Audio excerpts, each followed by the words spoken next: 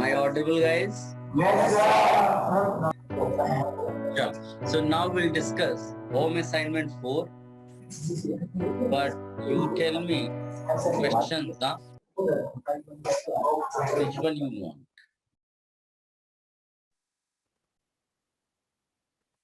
Part A part B मेरे ख्याल से दोनों इसमें हैं, तो बताइए पहले पार्ट ए की बात कर लेते हैं। बोलिए। क्वेश्चन 3 किसी ने बोला बेटा, और बोलो। Sir, question number 11, 18. Sir, 18 and 11. Where? 18 question, And sir, फिर also 5. 5 question number 5, 11 and question number 11. Question number 11, Even 3. 13, 12,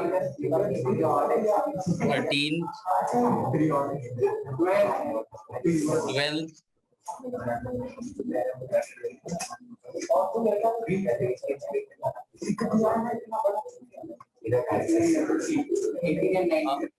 18 10 9।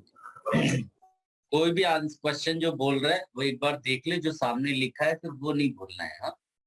हाँ, Divya says question number 12 already written है बेटा। क्वेश्चन नंबर 16 17 भी चाहिए। Okay, question number 16, question number 17, 18 17 का एच पार्ट। एच पार्ट नहीं, part A की बात चल रही है बेटा। होम असाइनमेंट 17 में कोई ऐसा एच पार्ट जैसा नहीं है। sir, 15. 15 से चलो डिस्कशन चालू करते हैं बेटा।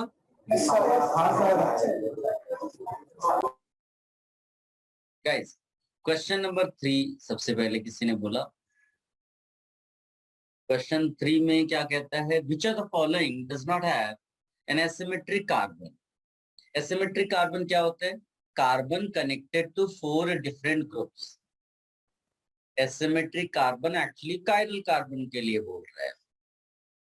तो बस आपको केवल इतना चेक करना है कि किसमें 4 डिफरेंट ग्रुप्स नहीं है। ऑप्शन ए में देखो, किसी को भी पकड़ लो, जैसे Cl यहाँ पर लगा हुआ है, H यहाँ पर लगा है, इस डायरेक्शन में जाओगे तो CH2 मिलेगा उतनी डिस्टेंस पे। इस डायरेक्शन में जाओगे तो आपको Br मिल रहा है, CHBr बेसिकली मिल रहा है, CHBr। ठीक है, तो ये कायरल कार्बन हो गया। ये भी कायरल कार्बन होगा। Br है, H है, इस साइड CH2 है, इस साइड CH है, तो 2 कायरल कार्बन है। तो ये तो आंसर नहीं हो सकता।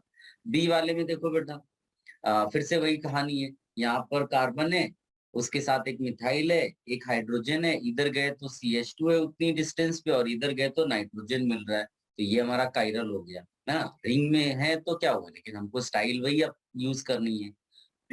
तो यहाँ भी कायरल कार्बन है। फिर आप ना you move to C option. C में देखो बेटा, सी वाले में C डबल बॉन्ड C लिखा हुआ है, इसमें Cl है, H है, इधर I है, Br है। ज्योमेट्रिकल तो होगा, ऑप्टिकल का इसमें कुछ नहीं है, सिमेट्रिक कार्बन नहीं है। तो ये आंसर आपका हो जाएगा। तो इसमें लिखेंगे no chiral carbon, no chiral carbon. D वाले में देखोगे तो ऊपर तो नहीं है कायरल कार्बन, नीचे CH है, Cl है, CH3 है, और एक बड़ा सा ग्रुप है। तो यस, ये कायरल कार्बन है। So for this third question C is the correct answer. If any confusion, let me know. Then question number 5, somebody asked. Question number 5. Total number of optically active isomers of monochloroisopentane. ठीक है, मैं केवल इस question को solve भी करूंगा। इस तरह के कई सारे क्वेश्चंस तुम्हें आ जाएंगे। कॉन्सेप्ट्स को ध्यान से देखना बेटा। देखो, CH3, CH, CH3, CH2, CH, इसको कहते हैं आइसोपेंटेन। ये है हमारा isopentane. Now when this isopentane is reacted with Cl2 in the presence of H2, तो हम लोग क्या करेंगे, RH को बना देंगे RCl और इसको नाम देंगे मोनो क्लोरो डेरिवेटिव। याद है, ऐसे कई सारे क्वेश्चन एक्सरसाइज 1 में भी थे, होम असाइनमेंट 1 भी थे, बट वो तब ऑप्टिकल नहीं पढ़ते थे हम लोग। अब इसमें देखो क्या करना है, हमारा कॉन्सेप्ट क्या था बेटा, कितने मोनोक्लोरो डेरिवेटिव बनेंगे निकालने के लिए क्या करते थे, find different types of what,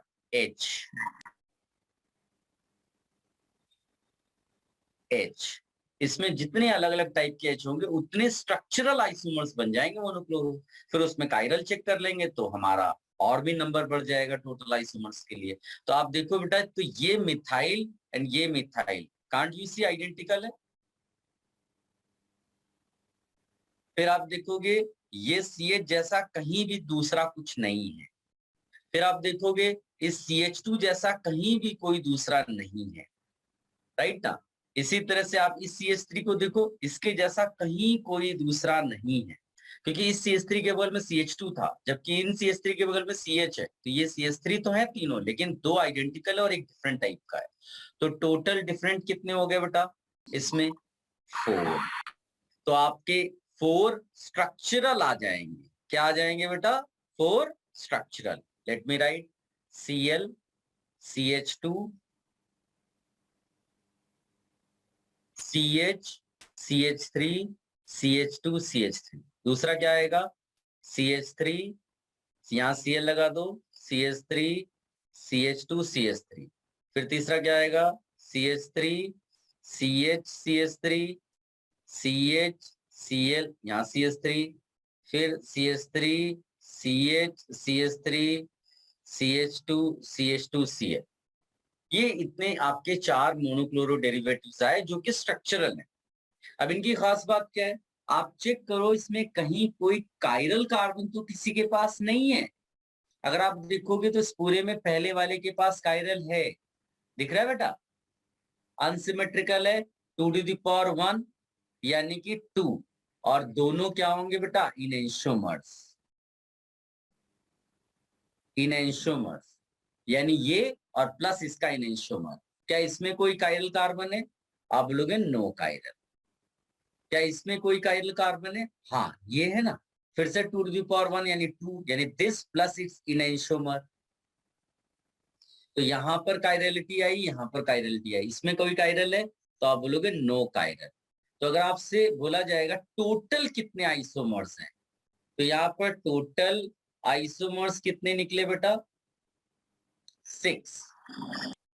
ठीक है, टोटल आइसोमर्स 6। और ऑप्टिकली एक्टिव कितने निकले, 4, क्योंकि हर एक इनएंशोमर ऑप्टिकली एक्टिव है। ये प्लस इसका इनएंशोमर भी ऑप्टिकली एक्टिव है, ये प्लस इसका इनएंशोमर भी ऑप्टिकली एक्टिव है, 4 है। ठीक है, अगर तुमसे पूछे कि कोई इनएंशोमेरिक पेयर्स कितने हैं, इनएंशोमेरिक पेयर्स कितने हैं बेटा इसमें, तो 2 पेयर्स है। आई होप आप मेरी बात, सारी बातें समझ पा रहे हैं। अब एक और इम्पोर्टेंट पॉइंट, एक और इम्पोर्टेंट पॉइंट क्या है बेटा, कि अगर आप ये जो टोटल आइसोमर्स मिले ना आपको, इन टोटल आइसोमर्स को आप पास कर दो या आप इसका फ्रैक्शनल डिस्टिलेशन करा दो, फ्रैक्शनल डिस्टिलेशन करा दो, तो याद करके मेरे को बताओ कि फ्रैक्शनल डिस्टिलेशन जो कि फिजिकल मेथड है, किसको सेपरेट नहीं कर पाता, इनएंशोमर्स को। स्ट्रक्चरल आइसोमर्स सेपरेट हो जाएंगे, ज्योमेट्री आइसोमर्स सेपरेट हो पाएंगे, इनएंशोमर्स सेपरेट नहीं हो पाते। तो अगर आपके टोटल आइसोमर्स यहाँ पर कितने हैं बेटा, कितने लिखे हमने, 6 हैं तुम्हारे, 6 आइसोमर्स यहाँ पर, टोटल 6 आइसोमर्स है। इसका मतलब तुम्हारे पास 6 कंटेनर्स है, समझ लो। ठीक है, या 6 कंटेनर्स मैं क्यों बनाऊं, आप पहले इधर फ्रैक्शनल डिस्टिलेशन की बात बताओ, मुझे कितने कंटेनर्स की रिक्वायरमेंट होगी इन 6 आइसोमर्स को इकट्ठा करने के लिए, बताइए कितने कंटेनर्स की रिक्वायरमेंट होगी फ्रैक्शनल डिस्टिलेशन के बाद 6 आइसोमर्स को इकट्ठा करने के लिए, सेपरेट करना था। आंसर है 4। क्यों, क्योंकि जो इनएंशोमेरिक पेयर है वो एक ही कंटेनर में चला जाएगा, क्योंकि बॉइलिंग पॉइंट पर डिफरेंस नहीं उसका है।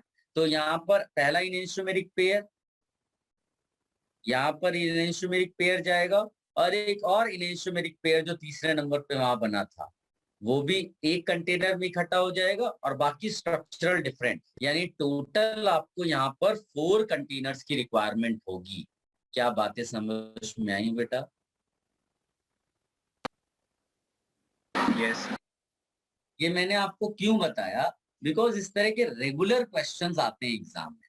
अगर आप देखोगे जाकर के तो विंडो टू आईआईटी सबके पास बेटा बुक में है। विंडो टू आईआईटी देखो, विंडो टू आईआईटी का क्वेश्चन नंबर 15 देखो, सेम क्वेश्चन है। बताओ कौन सा आंसर हो सकता है उसका? Window to IIT question number 15 देखो, कहता है स्टार्टिंग में total number of isomeric products बताने हैं। तो ये क्या सामने लिखा है, यही तो क्वेश्चन ही है, ध्यान से देखो। ये 6 और फिर फ्रैक्शनल डिस्टिलेशन करा दोगे तो कितने मिलेंगे इधर आपको? 4। तो क्या आंसर हुआ इसका? बी आंसर हो गया। ठीक है, चलो ये भी आपका फायदा हो गया, आपको वहां भी क्वेश्चन आ गया। इसको कॉपी कर लो बेटा, it's a very good question. Regularly they ask questions of this type.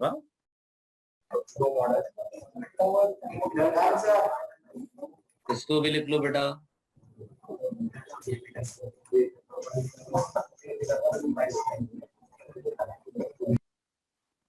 याद रखना है फ्रैक्शनल डिस्टिलेशन के बाद जो इनएंशियोमर्स होते हैं वो उनको 1 काउंट किया जाता है। What was the next question? Question number 11, right? 11, 12, 13. Question number 11 आता है। क्वेश्चन नंबर 11 तो मैंने देखो क्लास में ही तुम्हें बताया था करने के लिए, है ना। मैंने बोला था इससे कोई फर्क नहीं पड़ता है कि ऊपर कैसा दिया हुआ है, बॉटम मोस्ट पार्ट को आपको देखना है। अगर बॉटम मोस्ट पार्ट में जो OH और H है, OH राइट हैंड साइड दिया हो और CH2OH नीचे होना चाहिए, और ये स्टैंडर्ड फिशन प्रोजेक्शन स्टाइल में दिया होना चाहिए, और ये हिस्से को केवल आप देख लो तो यहाँ पर ये क्या आ जाएगा बेटा? D cord. तो कुछ इसमें करना ही नहीं है, सीधे आंसर बी हो जाएगा। हमें तो IUPAC नेम निकालने की भी जरूरत नहीं पड़ रही है, बिकॉज एक ही ऑप्शन ऐसा है जिसमें डी कॉन्फ़िगरेशन हाईलाइटेड है। एक सिंगल डी, हाँ वही चाहिए हमको, 2D 3D नहीं चाहिए। ये क्वेश्चन नंबर 11 है, ये मैंने पहले से भी कराया हुआ था। अब क्वेश्चन नंबर 12 भी मैं पैरेलली डिस्कस कर लेता हूँ। क्वेश्चन नंबर 12 में कहता है N optically active compound, an optically active compound on catalytic hydrogenation gives B, an optically inactive compound। तो चलो ए मत, शुरू के कंपाउंड को ए ले लेते हैं ना। तो ये कहता है ये ऑप्टिकली क्या है बेटा? एक्टिव, और फिर इसका हाइड्रोजनेशन करा दिया तो आपको बी मिल गया, जिसका फॉर्मूला C6H14 वो दिख भी रहा है, 12 से 14 गया हाइड्रोजन। इसको क्या बोल रहा है वो? इनएक्टिव। बस इसी में सारा राज छिपा हुआ है। अगर तुम ए ऑप्शन देखोगे ना तो ए ऑप्शन तो वैसे ही आप रिजेक्ट कर दो। क्यों? इसमें अगर देखोगे तो डिग्री ऑफ अनसैचुरेशन कितनी है बेटा? 1। इसमें डिग्री ऑफ अनसैचुरेशन 0 है, तो तुम्हारा ए ऑप्शन रिजेक्ट क्यों हो गया? बिकॉज डिग्री ऑफ अनसैचुरेशन जो पहले कंपाउंड में ए में दिया हुआ है उसमें 2 दे दिया है ना, एक रिंग और एक डबल बॉन्ड, तो ये तो हो ही नहीं सकता। बी वाले ऑप्शन को देखो तो पहले तो मॉलिक्यूलर फॉर्मूला मैच करा दो। 6 कार्बन है, हाइड्रोजन की जब देखोगे तो 12 है, डिग्री ऑफ अनसैचुरेशन तो सब मैच कर रहा है, और काइरल कार्बन भी है ना, काइरल कार्बन दिख रहा है अपने को, तो ये हो गया। और बी वाला 3 मिथाइल पेंटेन है, तो पहले वो ड्रॉ कर लो तो अपने आप समझ में आ जाएगा। 3 मिथाइल और 1 2 3 4 5, 3 मिथाइल पेंटेन, कोई काइरल कार्बन नहीं, बिकॉज इधर वाले और इधर वाले ग्रुप्स सेम है। ठीक है, और आप हाइड्रोजनेशन करा के भी देखोगे तो पता चल जाएगा, क्योंकि एक डबल बॉन्ड ही है वो सिंगल बन जाएगा, और दूसरी तरफ वो ग्रुप मैच कर गया इसलिए कायरलिटी खत्म हो गई। तो बी तो डेफिनेटली आंसर है। सी वाले को देखो बेटा, सी वाले के साथ प्रॉब्लम ये हो जाएगी कि कायरल कार्बन नहीं है उसमें। सी वाला ऑप्शन क्यों नहीं हो सकता बेटा? क्योंकि उसमें कोई सी के ए वाला है कंपाउंड में नो कायरल, तो ये आंसर नहीं हो सकता। डी वाला देखो, डी वाले में भी नो कायरल है ना, नो कायरल, यानी एक ही आंसर मैच कर रहा है विच इज बी। कोई कंफ्यूजन है बेटा 12th में? सर एक और बार प्लीज समझा सकते हो? यस बेटा, सबसे पहले तो देखो उसने क्या हाईलाइट किया, उसने बोला है कि कंपाउंड ए का फॉर्मूला ये है, बी का ये फॉर्मूला है, ये एक्टिव है, ये इनएक्टिव है। हमने क्या किया, डिग्री ऑफ अनसैचुरेशन निकाली। तो हमारा जो पहला ऑप्शन है उसको मैंने रिजेक्ट कर दिया। क्यों रिजेक्ट कर दिया? क्योंकि उसमें जो कंपाउंड है उसके डिग्री ऑफ अनसैचुरेशन मैच नहीं कर रहा है। डिग्री ऑफ अनसैचुरेशन रिंग और डबल बॉन्ड होने की वजह से 2 हो गया, जबकि डिग्री ऑफ अनसैचुरेशन हमारा इसमें केवल 1 है। A can't be the answer. B answer हो गया बिकॉज उसमें कायरल कार्बन प्रेजेंट है, मॉलिक्यूलर फॉर्मूला भी मैच कर रहा है, और हाइड्रोजनेशन के बाद इधर का ग्रुप और इधर का ग्रुप सेम हो गया, तो कायरलिटी बीच के कार्बन की खत्म हो गई जो पहले थी।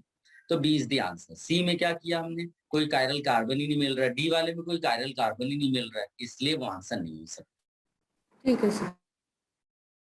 somebody asked question number 13 also, है ना?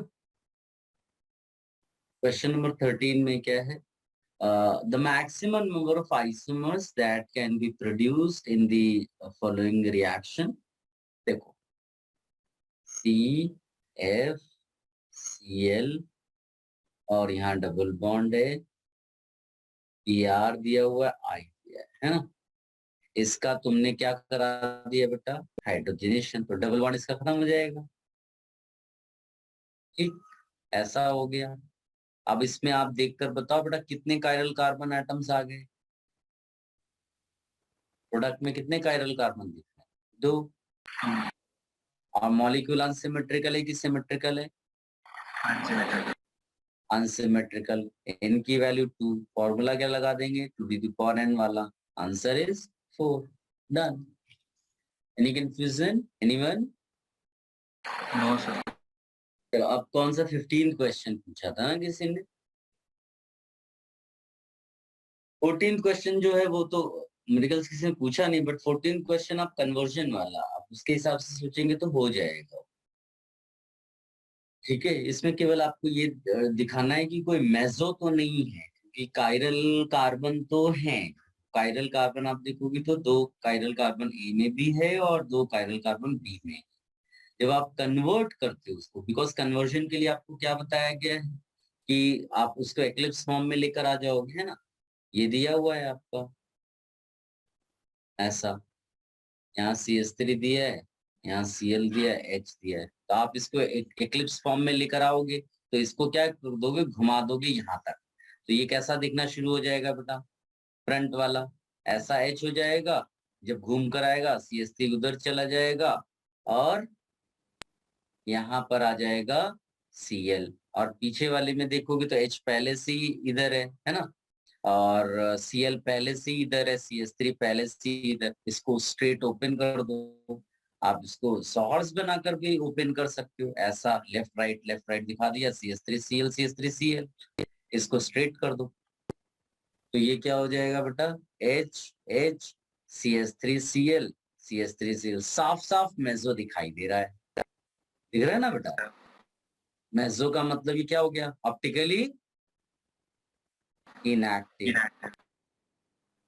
ये तो यानी कि ये कौन सा कंपाउंड था, ए ऑप्टिकली इनएक्टिव हो गया। इसी तरह बी तो देखो उसने न्यूमैन तो दिया नहीं, बी तो उसने सीधे सीधे आपको सॉहर्स दे दिया है और उसको एक्लिप्स भी आप डाउनवर्ड भी कर सकते हो, सीधे सीधे भी बनाओगे तो मेरे ख्याल से ये तुम्हारा एक्टिव निकल आएगा, यानी कि बी ऑप्टिकली एक्टिव। मेसो नहीं है ना, इट्स नॉट अ मेसो, और कायरल कार्बन है तो it will be optically active. ये हो गया, किसी ने पूछा नहीं था but it's a good question, तो इसलिए मैंने इसको शायद बता दिया। 14 किसी ने नहीं बोला है, let me check that. 3rd हो गया, 5th हो गया, 11th हो गया, 12th हो गया, 13th हो गया।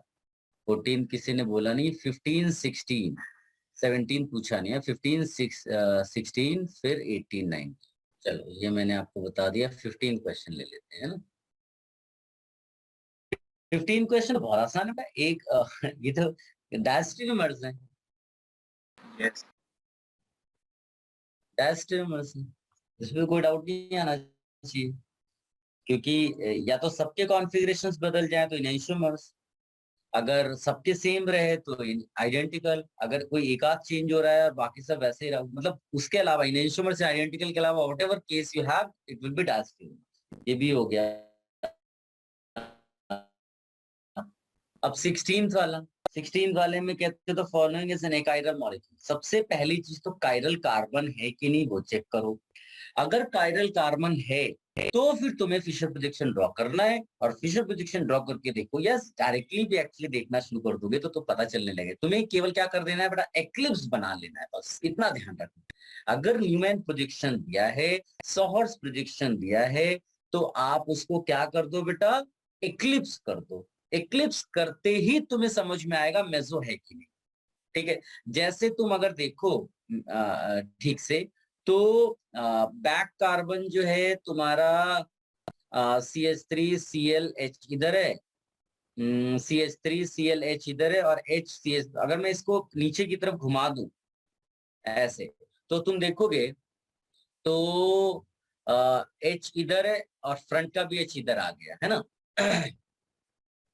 फ्रंट का भी H इधर आ गया और फ्रंट का H इधर आ गया, तो CH3 इधर आ जाएगा फ्रंट का, और बैक का भी CH3 इधर ही दिया हुआ है, राइट ना। Cl इधर है और बैक का भी Cl, ये तो स्ट्रेट यहीं से दिख रहा है बेटा। अगर ओपन ना भी करो तो भी समझ में आ जाएगा कि HCH3 ये मेसो कंपाउंड है। क्या सारे बच्चे समझ पा रहे हैं बेटा? थोड़ी देर पहले एग्जैक्टली ऐसा ही तो किया था, है ना, यही तो है समझ। तो ये तुम्हारा इनएक्टिव हो गया, और उसने मतलब यही तो पूछा, ये शायद एकाइरली पूछा, यानी ए ही इसका आंसर हो गया बेटा। ठीक है ना। बी वाले को भी इसी तरह से करके देखो। बी वाले में तो अगर देखोगे ना, BR लगा दिया है पीछे। अगर फ्रंट और बैक के आइडेंटिकल नहीं तो मेसो कभी हो ही नहीं सकता, और कायरल है तो आपके लिए एक्टिव हो जाएगा। सी वाले में देखो, फ्रंट कार्बन तो कायरल है ही नहीं, बैक कार्बन इज कायरल, और एक ही कार्बन कायरल होता है तो हमेशा एक्टिव होगा। डी वाले को ध्यान से देखोगे तो डी वाले को भी अगर आप वो बनाकर देखो, ये एक्लिप्स फॉर्म, एक्लिप्स जब बनाओगे तो वो मेसो नजर नहीं आएगा, क्योंकि COH के पीछे COH नजर नहीं आएगा। अगर OH OH एक साथ ले आओ आगे पीछे, तो आप देखो क्या COH भी आगे पीछे आ जाते हैं, HH भी आगे पीछे आ जाते हैं। अगर यस तो वो मेसो हो जाएगा। आई होप सब मेरी बातें समझ पा रहे होंगे, तो ये भी आप नोट कर लो बेटा। 18th क्वेश्चन देखो बेटा, कहता है the possible number of stereoisomers formed in the following reaction. पहली चीज आप एक काम करो, जो स्ट्रक्चर दिया उसको बदल के ऐसा कर, स्ट्रक्चर है इसको तुम इस स्टाइल में बना लो जैसा मैं बना रहा हूं। भूल जाओ कि बुक में स्ट्रक्चर कुछ और दिया हुआ है, जैसा मैं बना रहा हूं वैसा बनाओ। उसके पीछे रीजन है, इसका सिस ट्रांस दिया नहीं होना चाहिए डबल बॉन्ड का, उसी तरह से इसका डेक्स्ट्रो लेवो दिया नहीं होना चाहिए। दे देगा तो फिर आंसर बदल जाएगा। तो मैं मानकर चल रहा हूं कि वो नहीं दिया हुआ है ना। तो अब एल्डिहाइड्स कीटोन्स में एक रिएक्शन, एक्चुअली बिना रिएक्शन के आपको आंसर निकलेगा नहीं। एल्डिहाइड्स कीटोन्स में एक रिएक्शन है, C डबल बॉन्ड यानी एल्डिहाइड्स कीटोन्स का रिएक्शन है NH2OH के साथ, इसको हाइड्रोक्सिलामाइन कहते हैं। इसका O और इसका H2 हटा देते हैं और बाकी हिस्से को जोड़ देते हैं, केवल ये बताने के लिए कि इसके अंदर ज्योमेट्रिकल आइसोमेरिज्म आएगी। C डबल बॉन्ड N हो गया ना, तो ज्योमेट्रिकल आइसोमेरिज्म आ जाएगी। तो नया प्रोडक्ट का स्ट्रक्चर क्या हो जाएगा बेटा, ध्यान से देखो, CH3 CH double bond CH CH CH3 CH double bond NOH। अब मेरे को ये बताओ, पहली चीज कि इसके पास कितने स्टीरियोजेनिक साइट्स हैं, स्टीरियो जिनमें स्टीरियो आइसोमेरिज्म होता है। तो यहाँ ज्योमेट्रिकल आइसोमेरिज्म की साइट है, ये किस चीज की साइट है बेटा, ऑप्टिकल आइसोमेरिज्म की साइट है। इसको देखोगे ये ज्योमेट्रिकल आइसोमेरिज्म की साइट है। क्या सबको मेरी बातें समझ में आई बेटा? Yes, sir. तो इसका मतलब है N की वैल्यू कितनी हो गई, 3 हो गई, जिसको हम स्टीरियो बोलना चाहते हैं बेटा, स्टीरियो के लिए साइट है ना। और अनसिमेट्रिकल मॉलिक्यूल है, बताइए फॉर्मूला क्या लगा दें स्टीरियो आइसोमर्स निकालने के लिए? The power है. तो 2 to the power 3 यानी 8 आंसर आ जाएगा। क्या सबको मेरी बात समझ में आई? Yes, sir. अब मैंने आपसे क्यों कहा कि आप स्ट्रक्चर जो मैं बना रहा हूं उसको बनाइएगा, आप बुक वाले स्ट्रक्चर को मत ड्रॉ करना। बिकॉज अगर बुक वाला स्ट्रक्चर ले लिया तो उन्होंने ये डिफाइन कर दिया, ये डिफाइन कर दिया, केवल नया जो आपको स्टीरियोसाइट आया बस उसी के आप ज्योमेट्रिकल आइसोमर्स बता सकते हो। तो फिर उस केस में आंसर कितना हो जाता? ओनली 2, बिकॉज केवल जो भी आप जेड ई, सिस ट्रांस, सिन एंटी, जिन भी वर्ड्स में आप बताना चाहो, होगा तो 2 ही ना, बाकी तो फिर तो ऑलरेडी डिफाइंड है, उनको काउंट ही नहीं करेंगे हम लोग। तो अगर आपने इसका कुछ डिफाइन कर दिया सिस ट्रांस टाइप में, या इसका डेक्स्ट्रोलेवो डिफाइन कर दिया, तो वो चेंज नहीं हो सकता प्रोडक्ट में। और जबकि हम यहाँ पर सबके लिए कंसीडर कर रहे हैं 3, तो ये 2 to the power 3 हो गया। तो be careful while attempting question 18। देख लो बेटा। 19th क्वेश्चन भी किसी ने पूछा था, which of the following compounds has 4 diastereomers। तो अगर आप याद करो तो मैंने आपको समझाया था कि ज्योमेट्रिकल आइसोमर्स को भी क्या कहते हैं बेटा? डायस्टेरियोमर्स। तो एक्चुअली में तुमसे, क्योंकि इसमें कोई और ऑप्टिकल आइसोमेरिज्म वैसी चीज तो है नहीं, तो हम ज्योमेट्रिकल आइसोमर्स ही केवल ढूंढेंगे।